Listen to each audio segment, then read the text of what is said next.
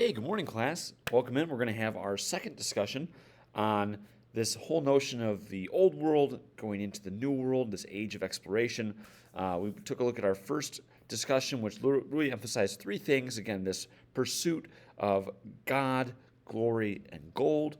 We took a look at these inventions like the compass and the astrolabe and these things that are going to allow exploration to flourish and thrive.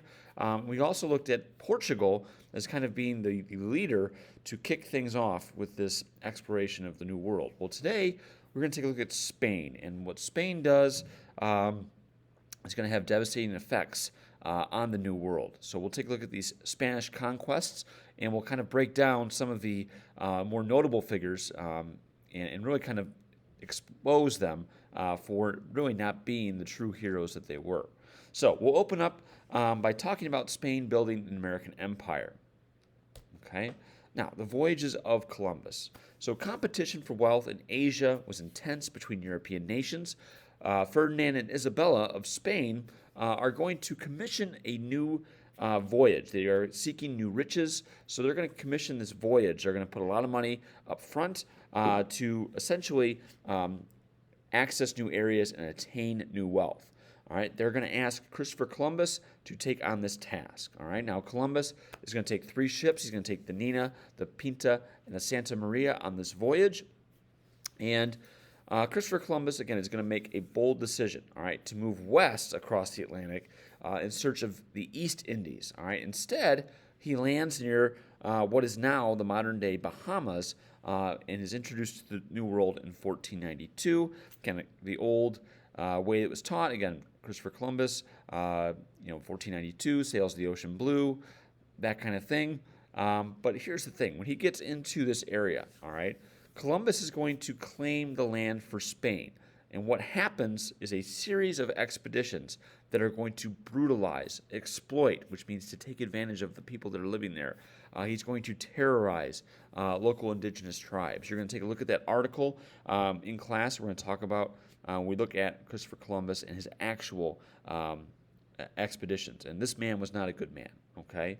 So understand this: as the Spaniards are starting to make their way into the New World, a big concept that developed out of these expeditions was the notion of setting up a colony. Okay, now colonies are lands that are controlled by other nations. Okay, you set up the colony, you start taking a look at resources, you put yourself there. You're going to have more and more people coming into that colony. You're going to build that colony, while at the same time as these colonies are being built, the people that are living there, the indigenous tribes, are being taken advantage of, and these indigenous tribes are enraged and they're going to want to fight to get their land back. So colonization starts becoming the main mentality and mindset.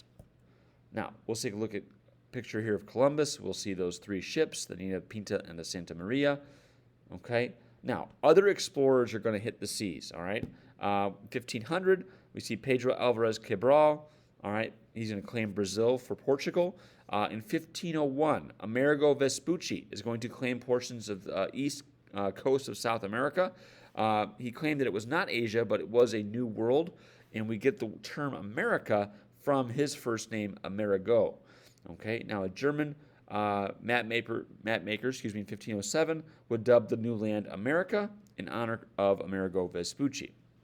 In 1519, Ferdinand Magellan, all right, sailed around South America and into the Pacific Ocean. Magellan is going to reach the island of Guam, and then he's going to get to the Philippines. And it was there that he was actually killed in a conflict with a local tribe. All right, his initial crew numbered 250 men, but only 18 were able to make it back in 1522, 3 years later. So this voyage from Magellan, we know the name Magellan, but at the same time, he is killed by a local tribe, and essentially his crew is almost completely wiped out. And some of these expeditions, this is what we saw. We saw tribes fighting back with success in defending their homeland, and that's what's going on here with Magellan's situation. Now, understand this. This is where things really kind of the tide turns. All right, in 1519, a Spaniard named Hernando Cortez landed on the shores of Mexico. Okay, After colonizing several Caribbean islands, the Spanish now started to turn their attention to the American mainland, which was vast and untapped, and no one had really known about the American heartland. And going into Mexico, there are tons of riches and tons of areas that the Spaniards are seeking out. Okay. Now, Cortez and many of the explorers who followed him were known as what we call conquistadors or conquerors. So these conquistadors are getting into the mainland. They're lured in by gold, silver, and other riches, and these men are going to dominate the regions that would become Mexico, South America, and the United States. Cortez would move further inward and clash with a highly sophisticated civilization. These were the Aztecs. So Cortez is going to move inward and he's going to clash with the Aztec people of Mexico.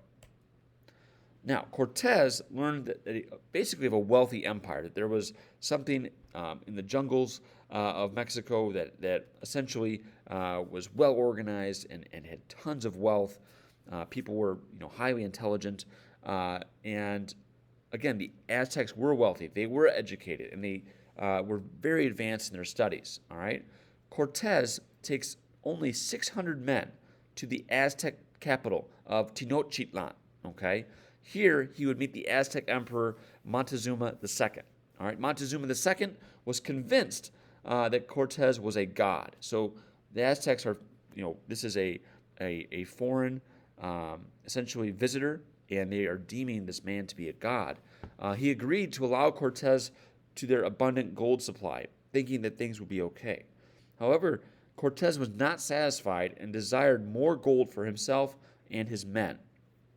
In 1520, Cortez's men killed several Aztec warriors during a religious celebration.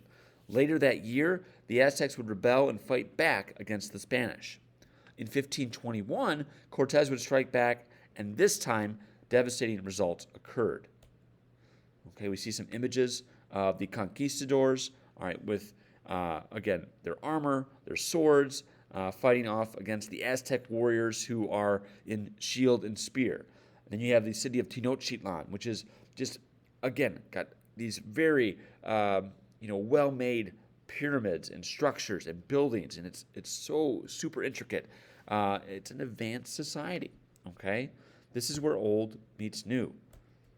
Now, despite being greatly outnumbered, Cortez and his men conquered the Aztecs in 1521. Several key factors played a role in this outcome. First, the Spanish had a tremendous advantage in weaponry. All right, Spaniards were equipped with powerful muskets and cannons, so they literally have gunfire, okay, versus, essentially bow and arrow, okay? So they also have steel swords that were too swift for the Aztec warriors as well. Now, the Aztec bows and arrows were simply not enough. Their shield and spears, not enough. Second, Cortez was able to align with local tribes that actually disliked the Aztecs. So by aligning with these other rivals of the Aztecs, he was basically able to get a leg up or an advantage. All right. The reason why they did dislike the Aztecs was their ritual of human sacrifice. Okay. Again, Aztecs would sacrifice a human up at the top of the pyramids to appease the gods, sometimes ripping the heart out of that particular person. They would make that sacrifice annually. Okay. So Cortez is able to basically acquire these allies, and this guided him against the Aztec weaknesses.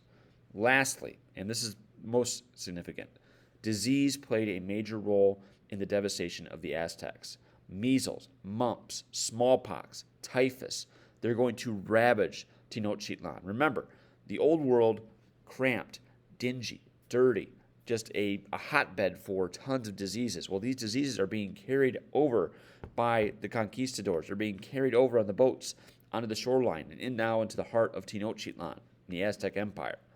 Okay? The Aztecs had not been exposed to the diseases and therefore suffered great losses. In the end, disease would wipe out millions of native tribes. The Aztecs had essentially become extinct. Now, Spanish conquests of Peru. In 1532, a Spanish conquistador by the name of Francisco Pizarro marched into the highlands of Peru. Again, Peru is in the Andes Mountains, just well elevated above sea level. There, he would encounter the Incan Empire. Pizarro led about 200 men to Peru and met their emperor. All right, this emperor's name was Atahualpa. And Atahualpa had about 30,000 men, but were ambushed after a supposed peaceful meeting fell apart. Okay, he was kidnapped by Pizarro, and despite his attempts to offer unlimited gold and silver, Atahualpa was strangled to death by the Spanish. Okay, the Incan force would retreat from Cajamarca and fall back to the city, which was the capital of Cusco. All right. Now Pizarro had basically little trouble conquering this city in 1533. Spanish conquistadors would also conquer the Mayans in Guatemala and the Yucatan. So all of these very distinct, very elaborate, advanced empires are being conquered by the Spaniards. Here's Pizarro, and this is Atahualpa, who's pleading for his life, but he was strangled to death by the Spaniards. So let's take a look at some Spanish patterns of conquest. All right, in building their new empire, the Spaniards drew from techniques used during the Reconquista of Spain, all right, or Reconquest. When conquering the Muslims in Spain, the Spanish lived amongst them and imposed their Spanish culture on them. So the Spanish settlers in America were known as the Peninsulares, all right, mostly men.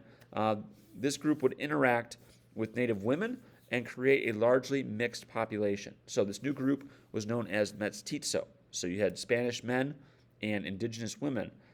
Again, this is a mixture of Spanish and Native American blood.